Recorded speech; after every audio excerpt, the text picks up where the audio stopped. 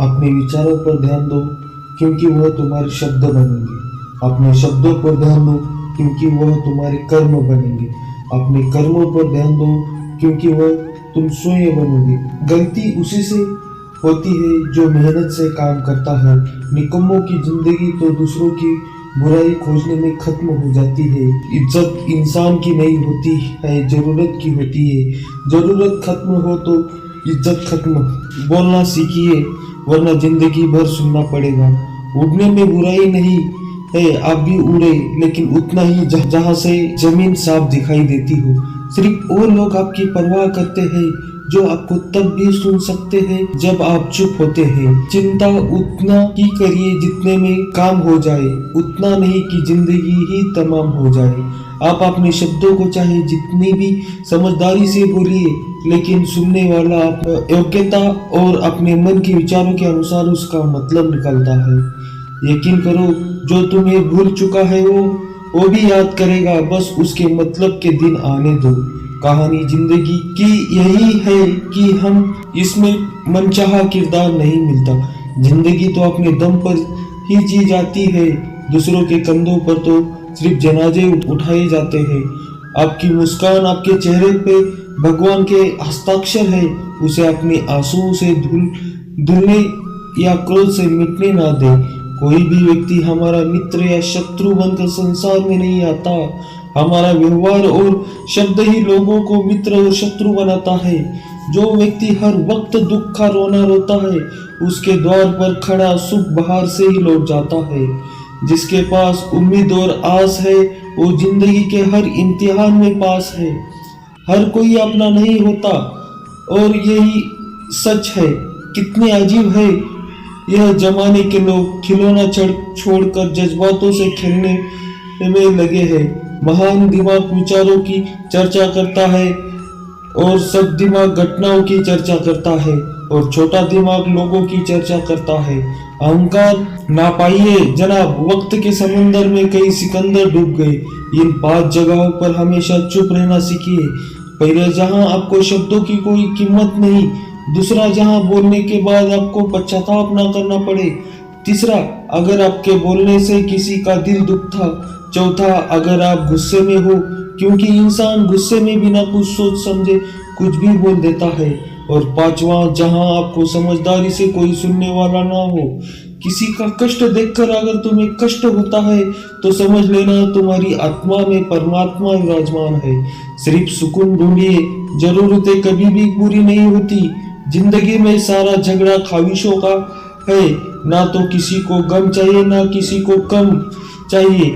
जिसके इरादे हमेशा साफ होते हैं, कई बार लोग इसके खिलाफ होते हैं। जो तुम्हें तंग जाए उसे छोड़ दो, क्योंकि बोझ बन जाने से याद बनना बेहतर है।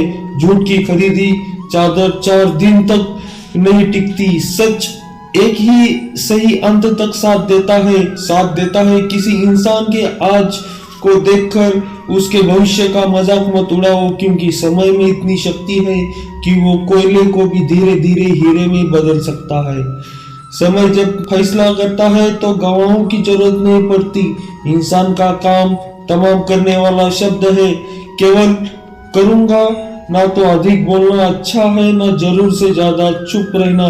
जैसे बहुत अधिक वर्षा होना भी अच्छी बात नहीं है और बहुत अधिक धूप भी अच्छी नहीं होती। विचार कीजिए, हमारा जन्म हमारी मर्जी से नहीं होता, ना हमारा मरण हमारी मर्जी से होता है। इस जन्म मरण के बीच में होने वाली सारी व्यवस्था हमारी मर्जी से कैसे हो सकती है। जिंदगी में हर मौके का फायदा उठाओ, पर किसी के मजबूरी का नहीं। अगर जिंदगी मौका देती है तो धोखा भी देती है। जिंदगी की सबसे अच्छी दवा है जिम्मेदारी। एक बार पी लीजिए साहब, जिंदगी भर थकने नहीं देगी। जीवन में प्रयास सदैव कीजिए, लक्ष्य मिले या अनुभव, दोनों ही अमूल्य है। जिंदगी में तकलीफें तो हवा के झोंके से होती है, जो आई है और चली जाती है, पर ये जब आई है तो सभी के नकाब उतार कर जाती है। जो आपने सोचा है जरूरी नहीं कि वह मिल जाए, मगर जो भगवान ने सोचा है वो आपको जरूर मिलेगा। इंसान कर्म करने में अपनी मनमानी कर सकता है, मगर फल भोगने में अपना वो होता है जिसके साथ बातें खुलकर भी की जा सके, ना कि संभल कर। मनुष्य अहंकार और गलतफहमी के कारण महत्वपूर्ण चीजों से दूर रहता है। गलतफहमियां सच नहीं बताती और अहंकार सत्य को देखने नहीं देता। अगर आपके साथ जिंदगी खेल रही है तो आप निश्चित एक बेहतरीन खिलाड़ी होंगे। जिंदगी का काम है ठोकर मारना, बिखरना या निखरना, ये है तो आप पर निर्भर करता है। आज तुम्हारे जीवन में कितनी मुसीबतें हैं, इससे कोई फर्क नहीं पड़ता। फर्क पड़ता है तो बस इस बात से कि तुम उसका सामना कैसे करते हो। मनुष्य को इस संसार में जो भी मिला है उसमें उसको खुश रहना चाहिए। जो नहीं मिला है उसके लिए दुख नहीं मानना चाहिए। इंसान ने जितना उसके लिए सोचा है, भगवान ने उसके लिए उससे ज्यादा सोच कर रखा है।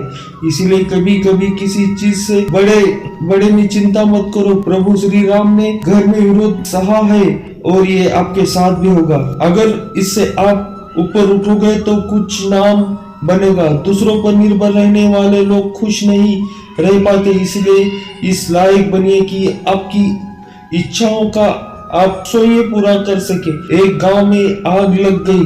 आग बढ़ती जा रही थी। गांव वाले अपनी जान बचाने के हेतु इधर उधर भाग रहे थे।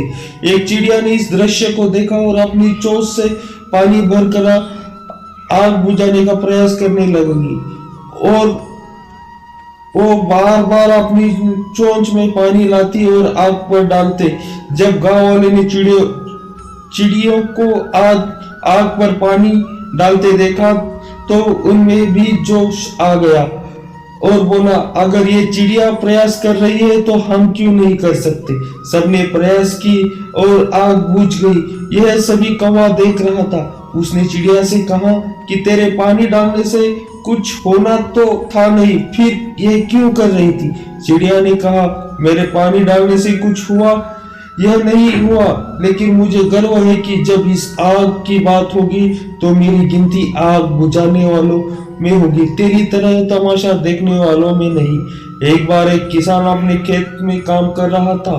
खेत में काम करते करते किसान की घड़ी खो गई। कुछ साल पहले ये घड़ी किसान को उसके पिताजी ने दी थी, इसीलिए वो घड़ी उस किसान के लिए बहुत कीमती थी। अब किसान सब काम छोड़कर घड़ी ढूंढने लगा, लेकिन बहुत देर होने के बाद भी वो घड़ी नहीं मिली। तभी किसान ने पास खेल रहे बच्चों को बोला और उनसे कहा, बच्चों, इस खेत में मेरी घड़ी गुम हो गई है। बहुत देर से घड़ी ढूंढ रहा हूँ। तुम में से जो मेरी घड़ी ढूंढने में मदद करेगा, मैं उसे एक इनाम दूंगा। इनाम के उत्साह में सब बच्चे उस घड़ी को ढूंढने में लग गए, लेकिन इतने बड़े खेत में छोटी सी घड़ी ढूंढना बहुत ही मुश्किल काम था। कुछ घंटे बाद सब बच्चे जाने लगे। किसान ने भी अपनी उम्मीद छोड़ दी और फिर घर जाने की तैयारी कर रहा था। आखिर में एक बच्चा किसान के पास आया और बड़े शान से कहा कि सब बच्चे चले गए, बस मुझे थोड़ी देर और घड़ी ढूंढने दीजिए। किसान ने कहा, ठीक है, मैं कुछ देर बाद आता हूँ, तुम देखो जब तक घड़ी मिलती है या नहीं। किसान 20 मिनट बाद आया, तब बच्चे के हाथ में घड़ी थी। किसान आश्चर्यचकित हो गया और बच्चे से पूछा कि इतनी जल्दी तुमको घड़ी कैसे मिल गई। बच्चे ने कहा, सब जा चुके थे, अब इतनी शांति थी कि मैं धीरे धीरे पूरे खेत में घूमकर अब आवाज सुनने लगा। जैसे ही शांति में मुझे आवाज सुने दी, वैसे मुझे पता लग गया कि घड़ी कहाँ पर है। दोस्तों, ये कहानी शांत दिमाग का बहुत ही बढ़िया उदाहरण है। जब हमारा दिमाग शांत होता है, हर बड़ी चिंता खत्म हो जाती है और आसपास का शोर खत्म हो जाता है, तो हमारा दिमाग अपने आप काम करता है और हमें सही दिशा दिखाता है। दोस्तों, इस वीडियो में बस इतना ही। जल्दी मिलते हैं हम और भी ज्ञानवर्धक वीडियो के साथ। धन्यवाद।